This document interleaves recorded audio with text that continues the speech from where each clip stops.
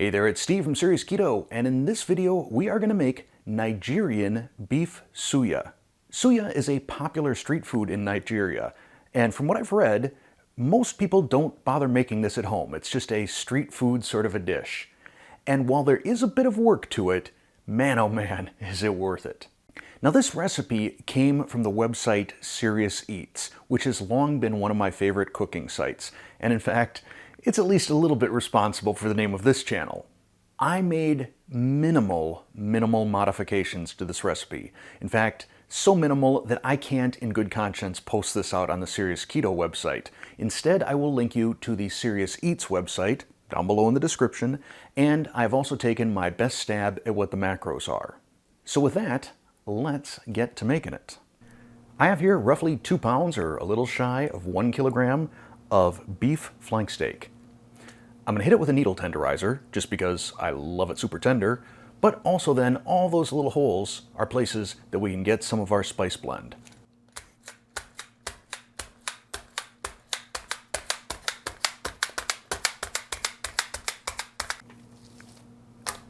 And it looks like we got a little bit of silver skin here that I need to trim off.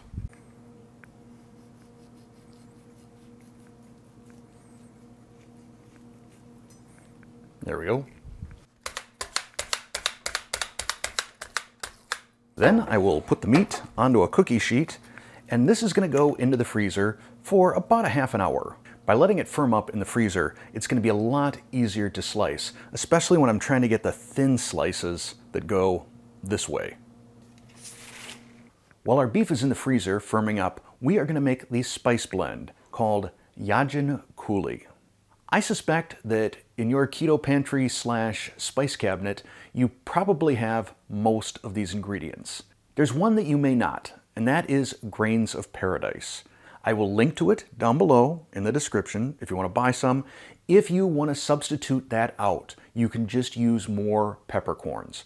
But really, I encourage you to get some of this stuff. It is really a pretty neat spice. It has a mild pepper taste, but also little notes of citrus and maybe even a little bit floral. I had some on my scrambled eggs this morning and it was great. I think this is the sort of spice that once you try, you're going to be glad you knew about. You're going to be using it on all manner of different proteins.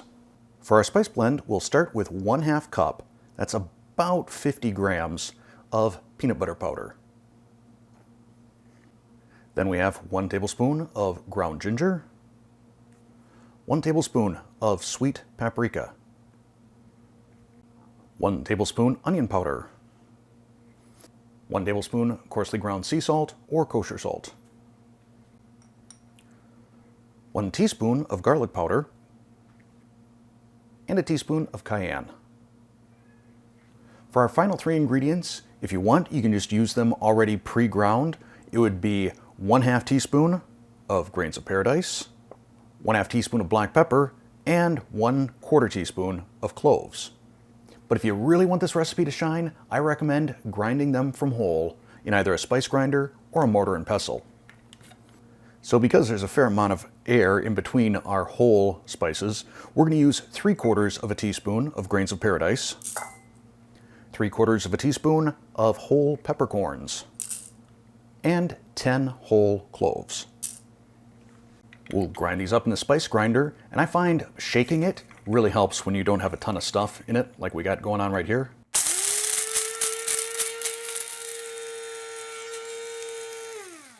You know that you're done when you don't hear that little gravelly sound anymore.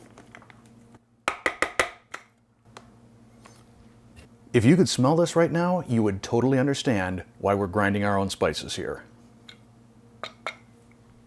Now we want to thoroughly whisk this together for about 30 seconds.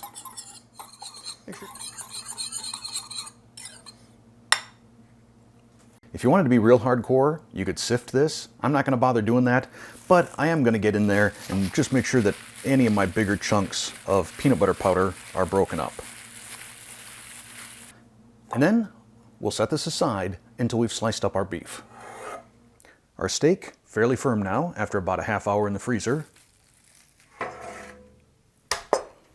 And we are going to cut this against the grain. You can see the grain running here. We're going to go across the grain And we want our strips to be about 1 inch wide by 2 inches long. And then we're going to cut those strips crosswise to make them thinner. We're shooting for somewhere between 1/8 of an inch and 1/4 of an inch.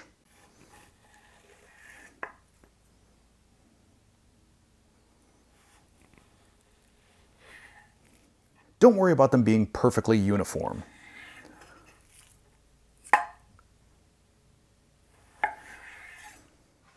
Next, we're going to get these into about 2-inch strips, give or take.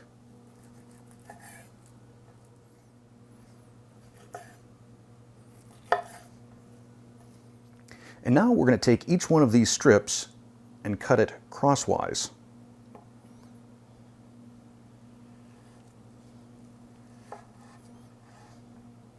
So we get these nice thin strips like this. Now you may have some chunks, especially on the end, that are going to be too difficult to do that with. Don't worry about that. We'll just put it on a skewer. Everything will be fine.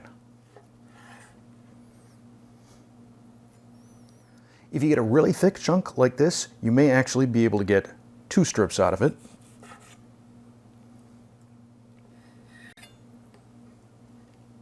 Transfer the beef to a bowl,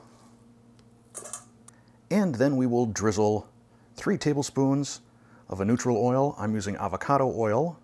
The original recipe calls for peanut oil, but I decided I'd rather go a little cleaner on my keto than that. I'll massage that oil around the beef just to make sure that everything is well coated.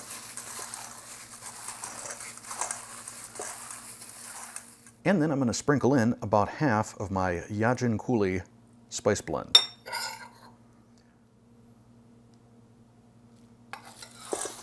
And then we'll massage that around.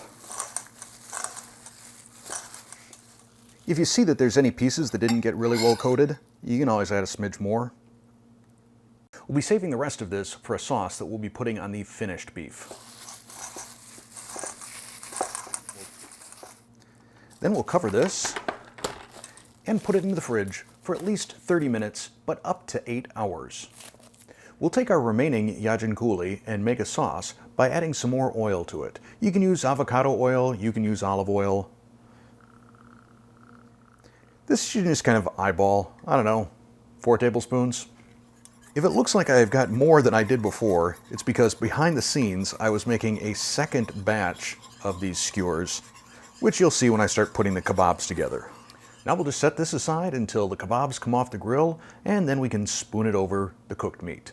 While the grill preheats, we'll start assembling our skewers. We'll take each one of the pieces, fold it in half, and run it through.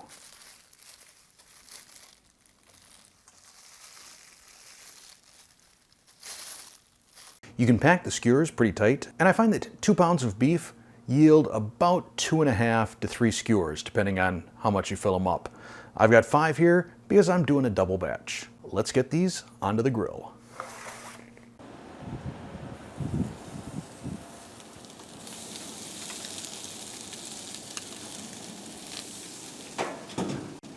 We'll let these go for about 5 minutes, then we'll give them a turn, hit the other side. We want to make sure we get some nice char, some really good looking grill marks on this.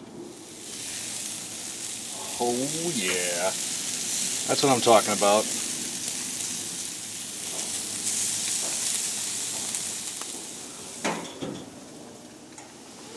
Here we go.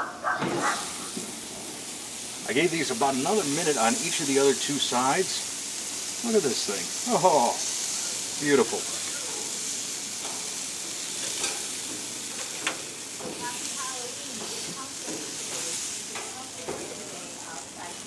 Let's go inside.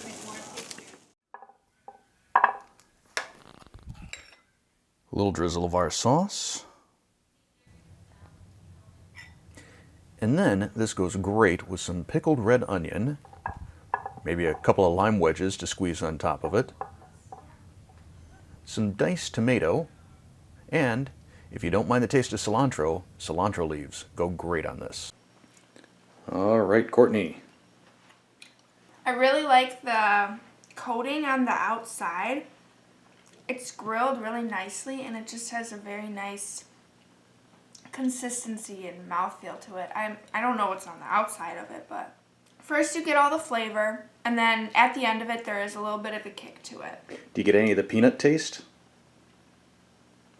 A little bit? Well, little peanut.